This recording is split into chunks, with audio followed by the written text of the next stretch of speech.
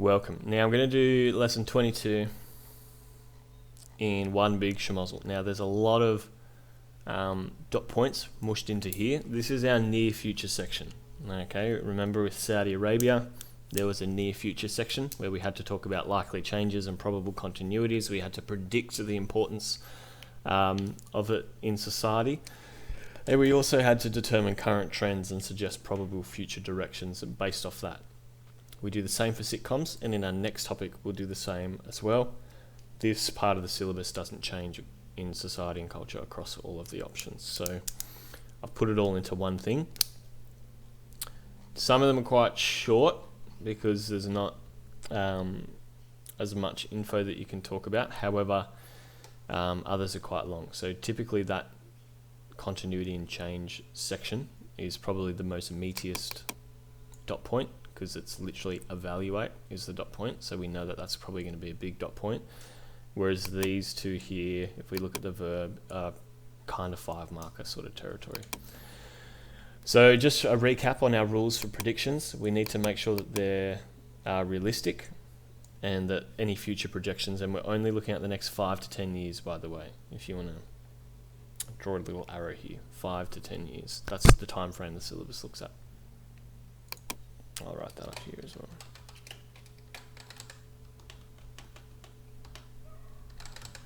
I wouldn't get it all online. Anyway, I'll let you write it. Actually, we know we're doing sitcoms, so I'll just write 5 to 10 years. Beautiful. So, yeah, your predictions. They have to be realistic.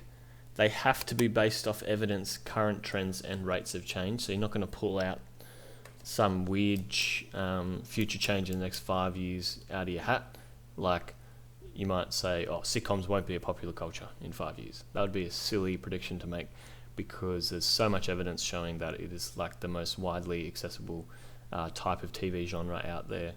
Makes millions and millions and billions of dollars every year, so there's no chance it's going to be cancelled. So make sure they're based off evidence, current trends, and rates of change.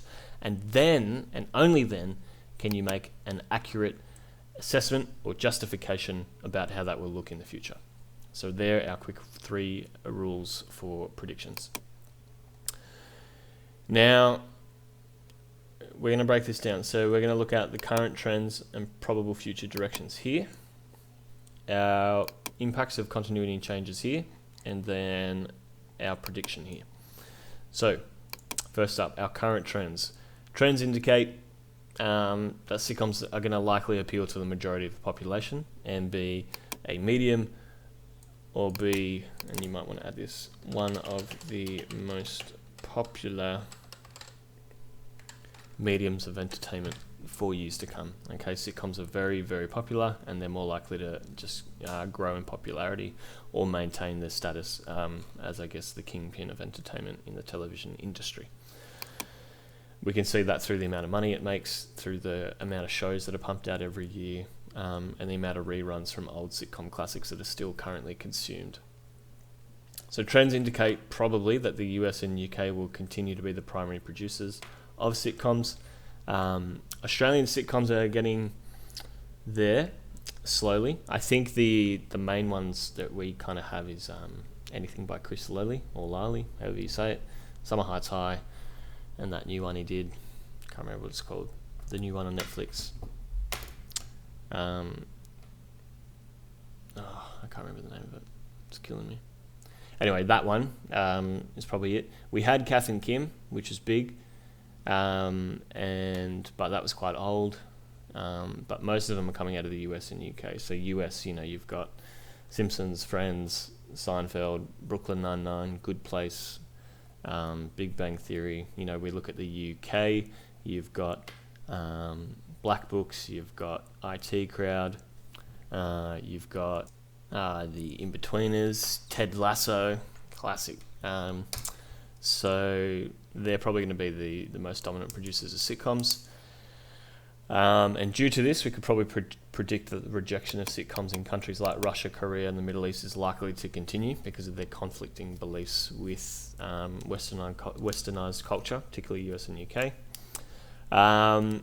I think the trend of quoting sitcom language is still going to be prevalent in shaping language and identity. Our future directions that we can see is that it might start, and this is, I guess, a change, is that we're going to push out of that traditional environmental setting in sitcoms where it's about the workplace, being single and living in the city, or the family. And we can see that with the sitcom The Good Place. Okay, really different concept, really different environment. That might open the door for future sitcoms as well in the next 5 to 10 years to explore different environmental settings. Current trends and future directions also suggest that the most likely way to access sitcoms is still going to be streaming in the next 5 to 10 years. DVDs have very much become obsolete now. And the idea that social media will still be able to, in terms of likes, views, shares and comments, really talk about how producers can see the impact that sitcoms are having on consumers, and being that receptive feedback is probably something that's likely to continue there as well. So that's our current trends and probable future directions there. What we've got here in this table is the likely impacts and implications, and which is our dot point, and we have to evaluate that in relation to change and continuity. So I've done 2 tables here, one on continuity, one on change. And so I've listed what the continuity is. So here for sitcoms we have stereotypes based off mythology. I've then talked about the impact that this can have. So in a nutshell, characters that perpetuate false stereotypes based off gender, ethnicity, or sexuality. Okay, the impact of that obviously is that less people are likely to engage and consume it because it doesn't align with their contemporary values. And then the implication of that here, okay, which I kind of just outlined there anyway. So with change, it might be something like the development of technology is a change that we're going to see. The impact of this is that streaming services are becoming the most popular form instead of TV, and then the implication for that is that, there'll be greater consumer blank over viewing times. It's not restricted to specific TV air slots, so you can see how that, I guess, flows, the impact and implications there from each of those, and the word bank is just there below for each of those there. So that's probably the biggest dot point area, so we'll review that in class, but have a crack at that. And then our last one, our last lesson, is the future importance of sitcoms to society. So that's this one here, predict the importance of it to society. So I guess the main thing that we can sort of draw out from sitcoms in terms of just looking at these images here is the importance of sitcoms in really highlighting contemporary issues. This is something we've seen recently in the past few years, and in the next 5 to 10 years is probably something that's going to expand and become more commonplace across a lot of sitcoms. Okay, we've got that episode of Moo Moo here, that scene from Fresh Prince of Bel-Air, which is, I guess, started this movement or this trend and idea, but it's only really being picked up and taken up through Brooklyn Nine-Nine lately.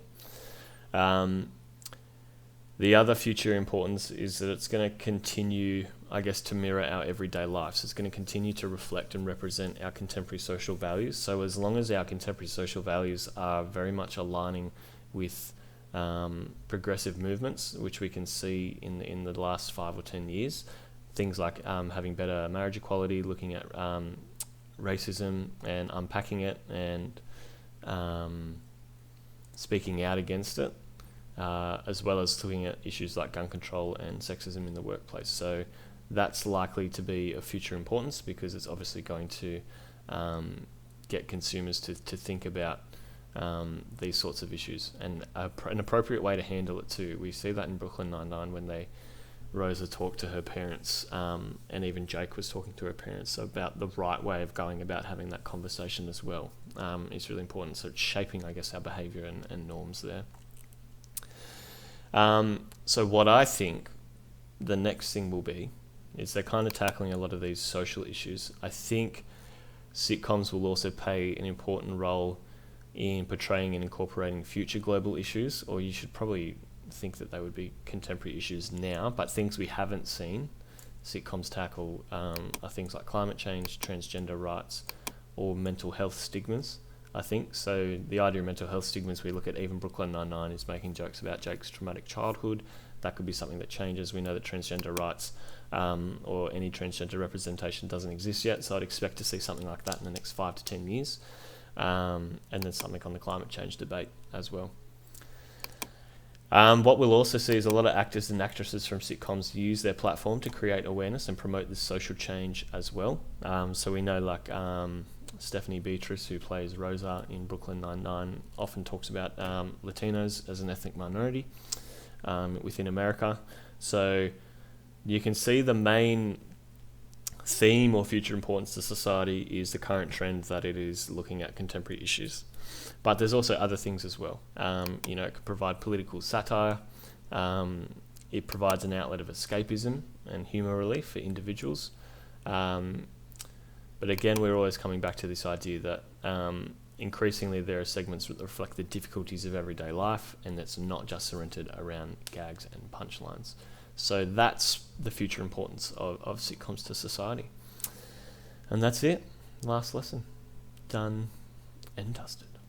I'll see you for our next topic. Well done. Do your summaries. We'll have a bit of a recap in class on this whole topic as well. But I'll see you later.